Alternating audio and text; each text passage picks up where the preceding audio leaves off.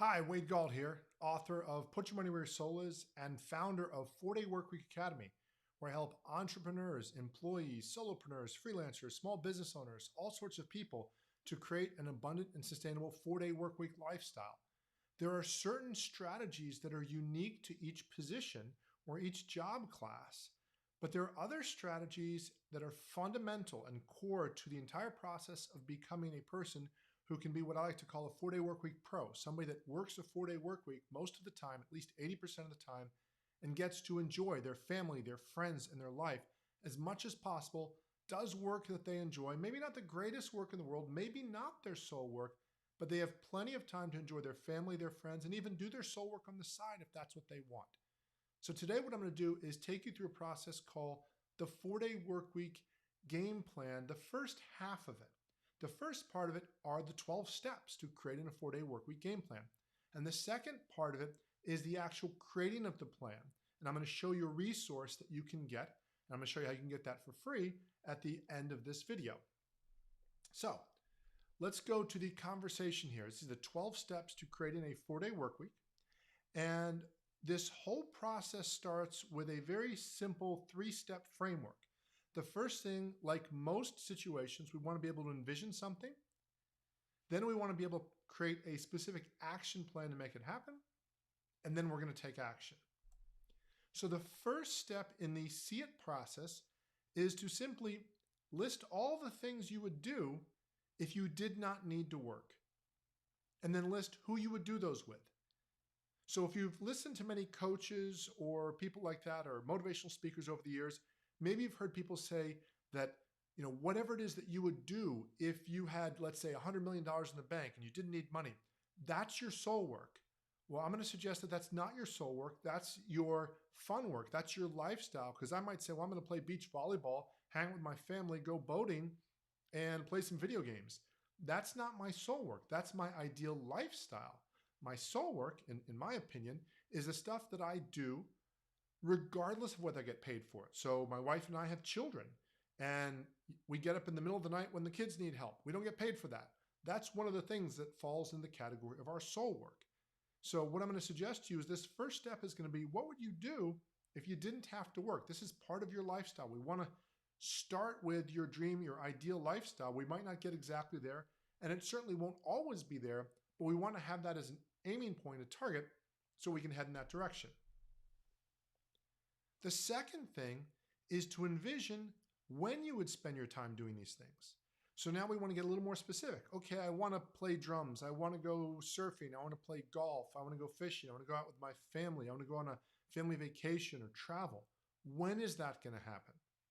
And so what you'll see is these first 2 steps could happen whether you're an employee or an entrepreneur or whatever your situation is, because presumably you do get some time off, and maybe you also have days that you get vacation, or you don't work 24 hours a day. There's some time in your schedule. So some of these things you might be able to fit into your current schedule, but we're going to first start with what you'd love it to be if you didn't have to work.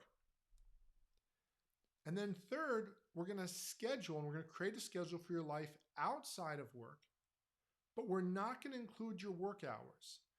We're going to simply know that that's a block when you work. So if you say, Wade, you know what? I know I work from 9 to 5, Monday through Friday right now. That's my reality to pay the bills. Okay, great. We'll block that off and we'll just call that work time.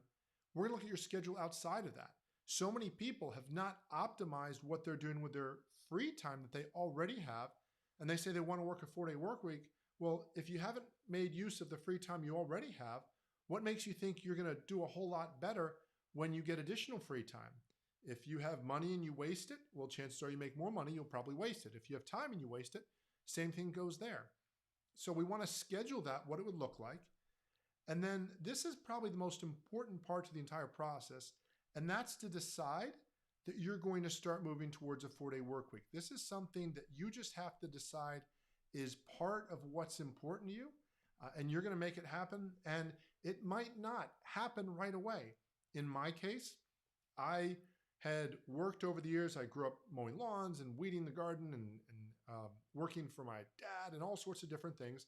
But when I graduated college, I had this idea that I wanted to work I didn't have it specifically in the sense of a 4-day work week, but I wanted to work the hours that I wanted to work. And it took me 22 years after leaving college to create the 4-day work week lifestyle that I now live. And that was something that went from me being an employee. After 7 years, I became an entrepreneur. And then I figured out how to make enough money. And then I got to my 4-day work week lifestyle, and then I messed it up again and all these different things. So it took me a while, but now having lived it for 4 or 5 years now straight, I enjoy the heck out of it. I'm 48. I'd do it again if I had to. I'd re-earn it if I had to. Hopefully I won't have to, but it's well worth it. So I'm going to suggest to you that even if it takes you a while to get there, don't worry so much about your current situation, your current circumstance. Just think about the idea that at some point in your life, you made less money than you make now, and now you make more. So I'm going to just apply that to hours. At some point, you worked more hours. Eventually, you're going to work less. In history, at some point in the United States history, way back before the 1920s, the common workday, if you were a field laborer, was at least 60 to 70 hours a week. If you worked in a factory, it was 48 hours a week. And then in about 1924, 26, I forget the exact year, Henry Ford introduced a 5-day work week times 8 hours, 40-hour work week for his employees. And part of that was because he knew that then people would have free time on the Saturday and Sunday. That was a big difference to have Saturday and Sunday off, not just Sunday off. But in his case, he also knew that they'd, want to drive cars on Saturdays and Sundays. So that helped his business model as well. But he created that. And within about 10 to 12 years, that became the standard work week in the United States of America. And of course, there are other countries that work less hours than we do in the US. I'm going to just use that as an anchor at the moment. And then in the last almost 100 years, nothing's changed all that much. Technology's increased. We've been to the moon. We've done all these different things, internet, Wi-Fi, all this technology, electric cars, and we're still working the same number of hours. And so what I'm going to suggest to you is this is a decision. This is something you decide you're going to do. It might not happen right away, but again, you get on that path. Now we get to the part where we plan. We get a little more specific. So those first 4 steps can kind of happen in your mind, and they need to happen in your mind. And this next step also happens in your mind, but we start getting a little out of the clouds, if you will, from that first stage where we're envisioning and, oh, it's going to be awesome. And now we start looking at, okay, well, how am I going to make this happen? So we'd want to calculate what's the income necessary to support your lifestyle. And this is something that, depending on how you manage your money, how you manage your time, how you understand finances, what you've gotten used to, you might have an expensive lifestyle or not so expensive lifestyle. If you have experienced times in your life where you've had a job and then you out of nowhere kind of lost your job and then had to adjust, then maybe you've learned what it's like to have to budget out of nowhere, kind of, so to speak. And then if you also just consider at different times as we get raises, very often we raise our expenses and we just adjust to that. Throw in one more variable that depending where you are around the world, 6 out of 7 people in the world live on less than $32 per day. So, it's a situation where depending on where you're at, you might be investing in a lot of things that you don't need.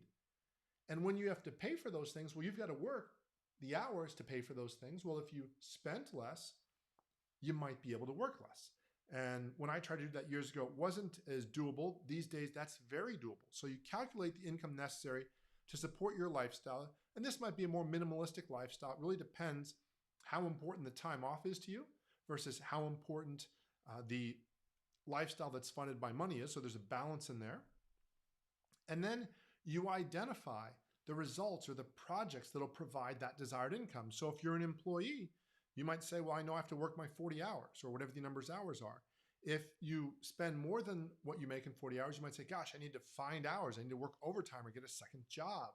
Or if you make less than that, you might say, well, hey, now's kind of a good time. Maybe I'll talk to the boss and see if I could work 4 days a week and keep the same hourly income, but simply work less hours, or come up with different ways that I could perhaps make some more money if I hit certain results. If you're an entrepreneur, this is all about getting your results, getting out and enjoying life, and just making sure you earn the income you need to maintain your lifestyle. So identify these results or these projects. And I encourage you, whether you're an entrepreneur or an employee, to understand that those might come from different sources. It doesn't have to be one source. It might be new opportunities. It might be a side job. It might be a new client. It might be a new business venture. But identify what those would be, and then start to eliminate any activities and projects that don't support your most important projects. Now, again, we're creating a vision here. Nowhere in here am I going to suggest that you stop working to make money to pay your bills. Part of this that maybe isn't as fun of a part is when you realize, oh gosh, I'd love to be here. This vision looks great, Wade, but I still have to pay my bills and I don't really love my job at the moment. Okay, well, not loving your job and working 60 hours a week is probably not so cool. Not loving your job and working 32 hours a week in 4 days, a whole lot better. So this, again, is something that could be a progress thing as opposed to a perfection thing. And then, if possible, delegate any activity that needs to be done.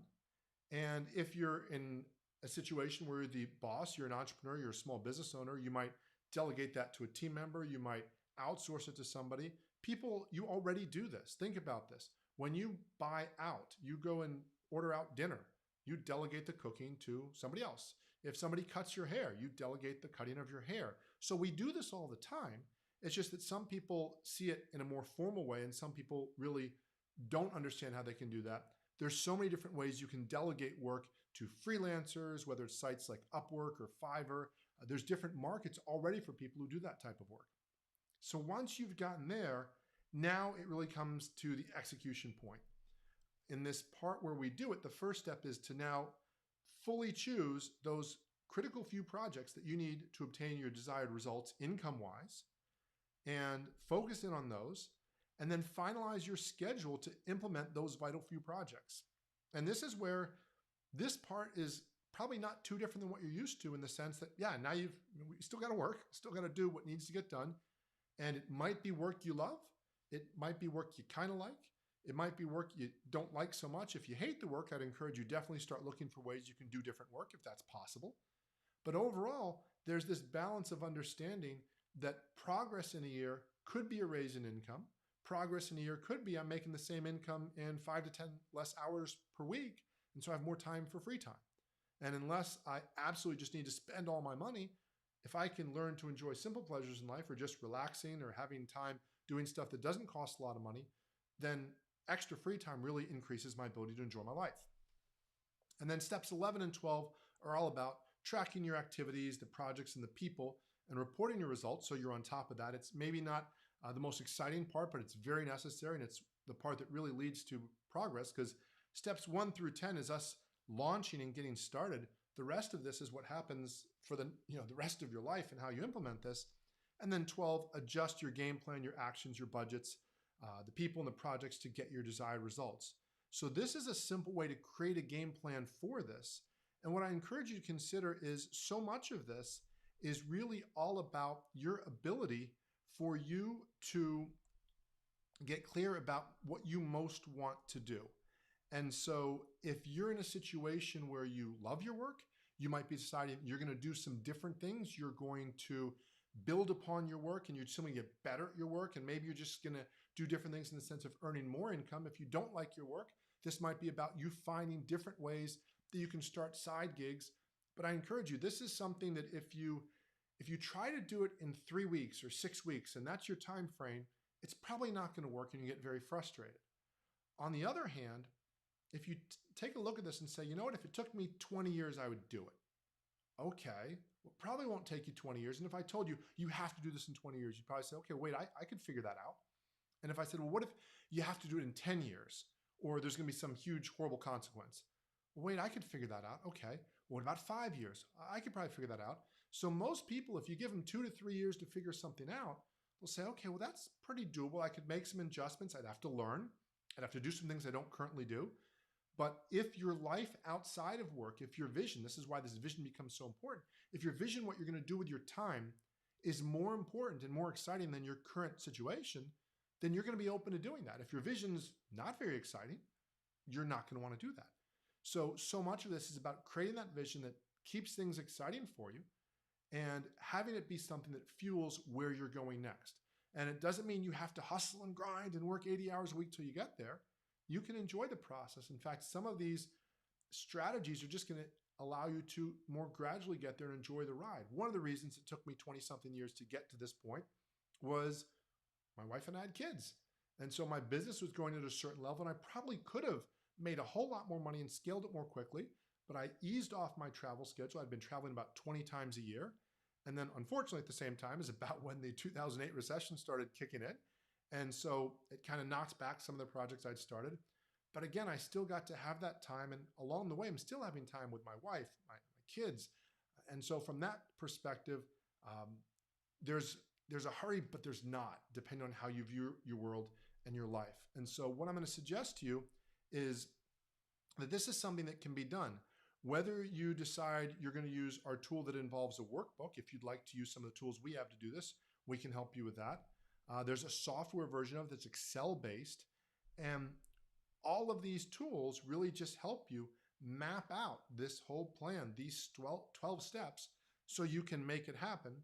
And if that's something that interests you, you can simply go to 4daygameplan.com, and I have that available for you for free. And so hopefully this is something that you understand, again, is possible for you.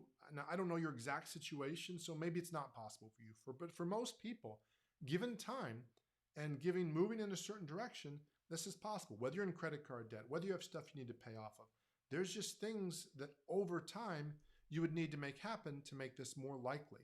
So this is something that, in my case, again, took a lot longer than I maybe would have loved. But I got there. And now that I'm enjoying it and living it, there are still some weekends where, hey, I've got to work on a Friday. That's not so bad. I'm not afraid to work. And it's not about me being lazy. It's about me saying, I really want to fully enjoy during my work week in 4 days, making a huge impact on people's lives, doing very positive work in the world. And then on the weekend, I want to create a great personal life. So it's not so much about laziness as it's about having a great life in my work life, great life in my personal life.